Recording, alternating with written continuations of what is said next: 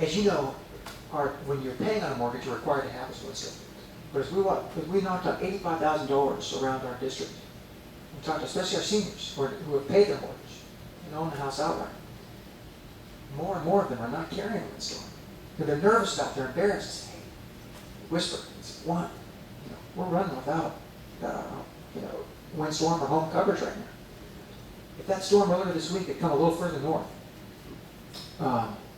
as folks I'm convinced are experiencing right now in Brownsville and Padre Island, South Padre, it's devastating.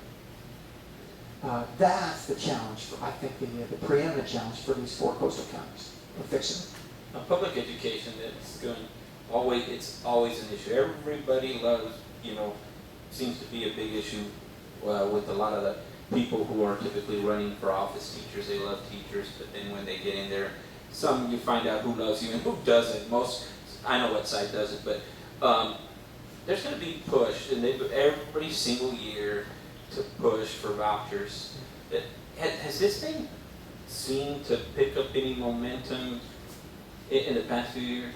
That's a great question. I think that you can make the case that the voucher issue in Texas died last legislative session when it was a middle of the night, after midnight vote, when it finally came to the floor. The moment of truth. Vouchers got 9 votes. 9 votes on the floor of the Texas House. This gentleman has lost his seat. He was elected, Dr. Leininger is a respected, very brilliant man out of San Antonio who has made vouchers into issue. He routinely puts millions of dollars into races that involve those. There was a seat where he paid millions of dollars to put a new member in, just north of San Antonio. And when that member sat there to vote on vouchers, saw the board light up, and knows that those votes are recorded now. When he saw which way it was going to tilt, he didn't vote yes. He didn't vote no. He took a walk. He didn't even vote. That's how significant the writing was on the wall. I think 10 years ago, vouchers was really pretty. If you were going to pass it, it would have been 10 years ago. That was it when it had a full head of steam and momentum. Yeah, no doubt about it. It's been done ever since then. I guess going back to originally what you talked about being providing service, I guess for people that graduate from high school. Right. Another question I had for you: would that be public and private, or just public schools? It's $32,000 to be applied as you wish. Okay. The loan entry price is a letter of admission to a Texas university. Now, $32,000 covers tuition at UT. $32,000 doesn't cover Baylor or SMU. Or A&M Corpus Christi. It doesn't cover books. It doesn't cover fees. So yeah, 32 total. That's it. So 32,000 would apply to A&M. Won't even go that much. So there'll be extra. I mean, obviously, you give the person 32,000. You apply it to the college, because if you go to A&M Corpus Christi, I don't know what 4 years to get you there now. It'll be under 30. Yeah, you'll be under 32. So what happens to the remainder? So you apply that to board, to books, to fees. To have a good time. Fraternity dues? No. Because these are questions I think people want to know. If you have a little surplus left over, sure. Then obviously, but yeah, you're right. It's not going to get you much of rice, but I mean there's not. Even in a rice, it's chewing into that. Right, exactly. And it's not. I understand where you come from. I'm not knocking it, because I understand that. Absolutely correct. I mean, obviously you're providing a certain amount of revenue, which I think is a pretty good idea to be able to do that for individuals that need to go to these universities. And I guess that doesn't guarantee you the right to go to that university, like UT. Right. I mean, with you got to get in first. Right, you got to get in first. Okay. I say there's a less measurable, intangible piece of this as well, and that's the following. These young kids, they didn't ask for it, but they are. History will see them through the prism of 9/11. They are the 9/11 generation. That's true. And I think this program, in the same way that their parents lived through and won a Cold War, their grandparents lived through and won a war against fascism, this is an opportunity. If they want it, this is not a draft, this is purely voluntary, to earn a place. I'm convinced that a key component of those earlier victories was this idea of shared service, that we're all in this together. And this program allows anyone who wants a chance to earn their place at the Texas table, at the American table, through service, with the prize being the most precious commodity of all, access to education. I want to ask a question. You were the one, mastermind that, because you did come on here when you originally ran for office and won, and you actually proposed this to record votes. Now we can hold our members of the legislature finally accountable. You have an opponent this election.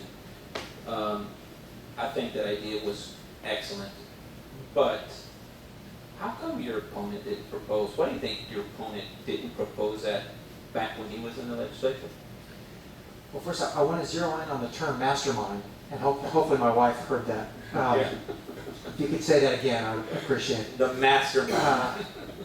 You know, I think for decades in Texas, members have gotten pretty comfortable with a system that did two things: allow them to vote one way, come back home, look their constituents in the eye, and those folks had no way of definitively knowing if they were telling the truth.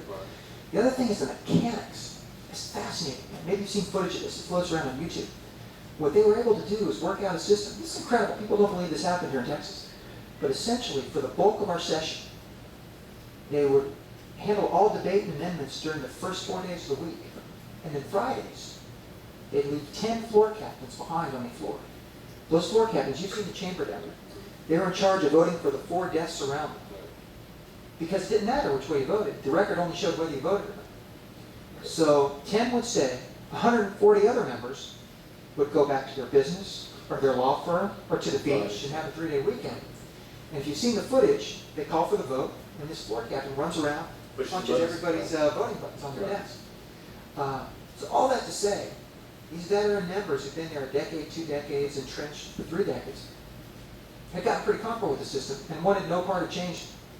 I'll never forget, I'm there, it was the 3rd day when the rules were debated over the session. We introduced this, we laid this out, and we committed to change it.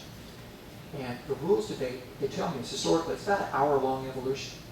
Once the debate on recording votes came up, we were there about 4 hours. And at one point, a veteran member from Dallas went to the back mic and said, you know, at this point, I'm armed with all of 72 hours of legislative experience up there. I'm making this up as I go.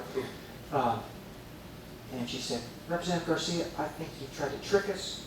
You've manipulated parliamentary procedure to get us to record these votes. So walking into this, we had no choice. You tricked us. I'm fine. I said, man, I don't understand the system well enough to trick anybody. You know, I just got here. 3 days. But what I'm here to do is do what I told folks back home. I'm going to go up there and I'm going to demand that every vote gets recorded. Now, what's going to happen, to be fair,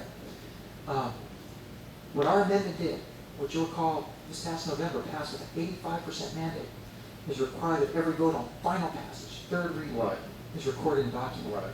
Now, let me be clear. An enormous amount of the amendment process, the debate process happens on 2nd reading.